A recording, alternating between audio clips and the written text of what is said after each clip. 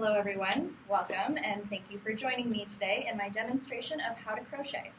So here in front of me, I've laid out 4 different balls of yarn as well as 4 different sizes of hooks.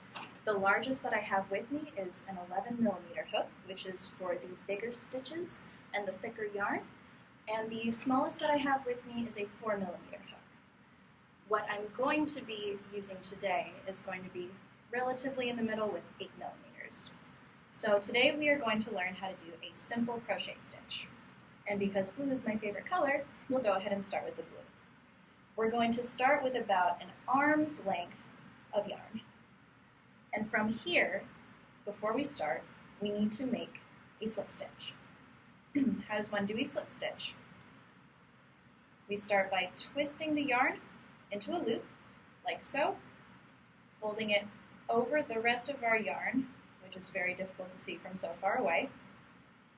From here we are going to pull the string through and tighten. And voila, now we have our loop.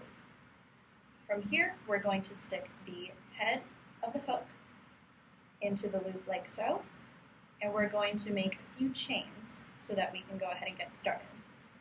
So for the sake of keeping the demonstration relatively short, I'll stop at about 6 chains. Now from here, we're going to take our hook and stick it into the third from where you're starting, the third loop from where you're starting. So we stick it into the middle. We then wrap our string around the top of the hook, and where you can see a line of 1, 2, and 3 stitches, we're going to pull the second one through the hook, and we're left with 2. From here, we're going to wrap the string around the hook one more time and pull the last 2 strings through. And now we have 1 stitch.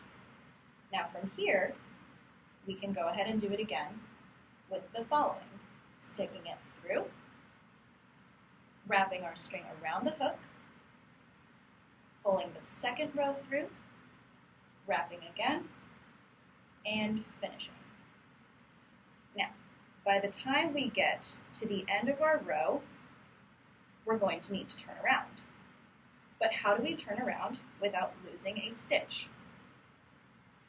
An easy way to do it, if you're not looking for extreme craftsmanship, which is how I learned how to do it as a beginner, is to take your string, wrap it around the hook, and make a single chain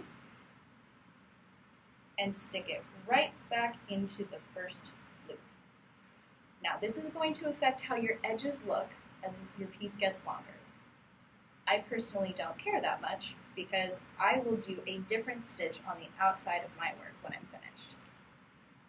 Now, when you are finished, you will have something that looks just like this.